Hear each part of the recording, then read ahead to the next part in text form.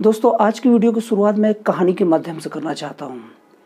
इसमें क्या होता है कि एक आदमी होता है जो चलता है रोड पर, तो उसके जूते में एक छोटा सा कंकड़ फंस गया रहता है। तो जब वो चलता है तो उसके पैरों को बहुत ज़्यादा चुभता है और इतना ज़्यादा चुभता है कि वो मुश्किल से आधा किलोमीटर की यात्रा भी नहीं कर पाता है।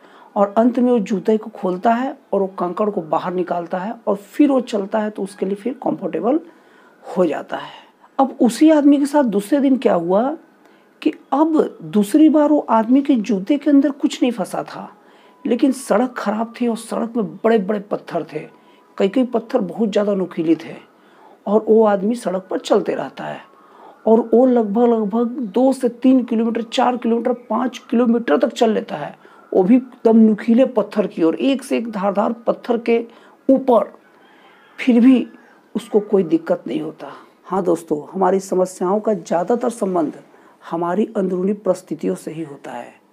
अगर आप मानेंगे तो बाहरी परिस्थितियाँ, बाहरी समस्याएं तो समस्याएं होती ही नहीं है। ठीक वैसे ही जैसे जूते के अंदर एक हल्का सा कंकड़ भी चल गया तो बहुत बड़ा समस्या पैदा कर दिया, आप चल नहीं पाओगे, इस तरह चुभेगा आपका। लेकिन वही अगर बाहर में कंकड़ पत्थर भरे पड़े हैं, धारदार पत्थर भरे हैं, नुकीले पत्थर भरे हैं, लेकिन वो बाहर है, वो आपके जूते से बाहर की है, तो वो आपके लिए समस्या नहीं है। अगर आप पढ़ाई लिखाई के फील्ड में जाएंगे तो देखेंगे कि जो बच्चा टॉपर होता है, इसमें कोई दो राय नहीं है कि उनसे भी तेज स्टूडेंट होते हैं। मतलब टॉपर से तेज स्टूडेंट होते हैं, लेकिन वो टॉप करता है तो उसके लिए केवल यही कारण नहीं रहता है कि वो सबसे ज़्यादा तेज है, उसके लिए और भी बहुत सारे कारण होते हैं। क्योंकि जो बाकी बच्चे रहते हैं वो ये मान के चलते हैं कि मेरे कॉम्पिटिटर का क्या हाल है, बाकी लोग कहीं ज़्यादा तो नहीं पढ़ ले रहे हैं, और अपने पढ़ाई की ओर इस चक्कर में ध्यान कम दे पाते हैं।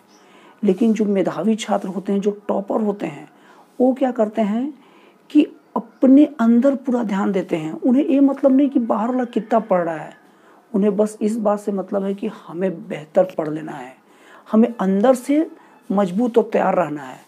और वही बच्चे टॉपर होते हैं, वही बच्चे अच्छे मार्क्स लेके आते हैं। और यही नहीं, हर प्रतियोगिता का ही हाल है। और कहा भी जाता है कि असली जो प्रतियोगी होता है ना, वो हमारे अंदर रहता है। और अगर काम धंधे के फील्ड में भी आएंगे तो देखिएगा, कुछ लोग ऐसे रहेंगे जो हमेशा दूसरे के काम धंधे की बात करते रहेंगे, हमेशा बात करेंगे, अरे यार वो इतना कमा रहा है यार, वो यहाँ से ए पीट दिया, वो यहाँ से पैसे ला लिया, वो यहाँ से जुगाड़ कर लिया।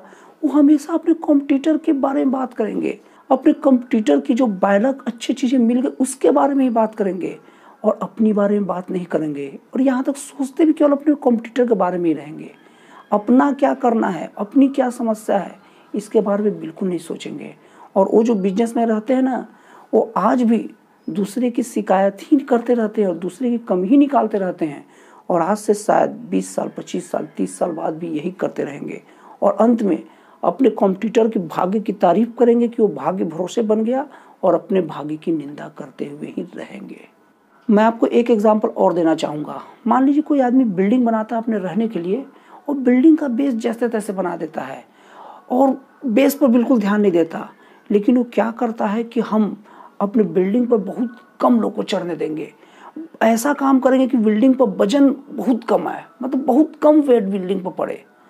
और दूसरा जो रहेगा वो बिल्डिंग की बेस बहुत मजबूत बनाएगा, बिल्डिंग पर बेस पर अच्छा से ध्यान देगा और एकदम बेहतरीन बेस तैयार करेगा। और उसके बाद इस बात का ध्यान नहीं देगा कि बिल्डिंग पर कितने लोग चढ़ रहे हैं, बिल्डिंग पर कितना लोड पड़ रहा है, कितना ओवरलोड हो रहा है। तो दोनों में कौन समझदार है? पहला वाला जो बिल्डिंग के बेस को ध्यान नहीं दिया, लेकिन वो इस बात पर ध्यान दे रहा है कि मेरे बिल्डिंग पर ज़्यादा भार नहीं पड़ना चाहिए यार। या दूसरा वाला जो बेस तो मजबूत कर दिया और अब निश्चिंत है, जितने लोग को आना है आ जाओ। जाहिर सी बात है, आप सेकंड वाले को ज़्यादा समझदार कहोगे, क्योंकि उसने बेस अपना मजबूत कर लिया, फिर उसके ऊपर कितने भी लोग चढ़ जाए कोई फ़र्क नहीं पड़ने वाला। और हम लोग क्या अपने निजी लाइफ में करते हैं, अपनी पर्सनल लाइफ में क्या करते हैं कि हम अपना बेस, मतलब अंदरूनी चीज़ को ध्यान नहीं देते हैं और बाहरी चीज़ को मेंटेन करते रहते हैं। हम ये मेंटेन करते हैं कि सामने वाला यार कितना तरक्की कर रहा है यार, मैं इसीलिए नहीं कर पा रहा हूँ, सामने वाले के पास ये है, सामने वाले के पास ये है और हमारे पास ये नहीं है। जबकि हमें भूल जाते हैं कि असली समस्या हम खुद हैं। हम अपने अंदर का चेंजेस नहीं ला रहे हैं, हम अपने जूते को थोड़ा सा हिलाकर वो कंकड़ को बाहर फेंकना नहीं चाह रहे हैं और हम बाहर के पूरे रोड के पत्थरों को हटाने के चक्कर में पड़े हैं, जो कि संभव नहीं है। हम अपने जीवन में क्या करते हैं कि जब कोई बाहर के व्यक्ति के कारण हमें डिस्टर्ब होता है तो हम उस व्यक्ति को सुधारने के चक्कर में पड़ जाते हैं और ये नहीं ध्यान देते कि क्यों ना अपने अंदर थोड़ा सुधार कर लिया जाए, ताकि जो व्यक्ति से मेरा टकराव हो रहा है वो टकराव का कारण ही खत्म हो जाए। और यकीन मानिए यही तरक्की का और यही बाकी समस्याओं से ध्यान हटाने का और अपनी सफलता की ओर ध्यान केंद्रित करने का एकमात्र साधन है। तो दोस्तों, मेरी वीडियो का सार ये है कि हमें हमारी अंदर की समस्या ज़्यादा परेशान करती है बाहर की समस्याओं की तुलना में, और अगर हमें सही टाइम पर अपना काम को करना है तो हमें अपने अंदर की समस्याओं को इलाज करने की सोचना चाहिए। बाहर की समस्याओं पर ध्यान नहीं देना चाहिए, क्योंकि आप अगर अपना सुधार करोगे तो तत्काल कर भी लोगे और बाहर का सुधार करने में आपकी ज़िंदगी गुजर जाएगी। ठीक वैसे ही जैसे वो जूता वाला व्यक्ति अगर बाहर के पत्थरों को हटाते रह जाता ना तो भी उसका पूरा समय निकल जाता, तो भी उसका जो चुभन थी ना कंकड़ की दूर नहीं होती। लेकिन एक बार जूते से कंकड़ निकाल के फेंक दिया, उसकी सारी समस्या खत्म हो गई।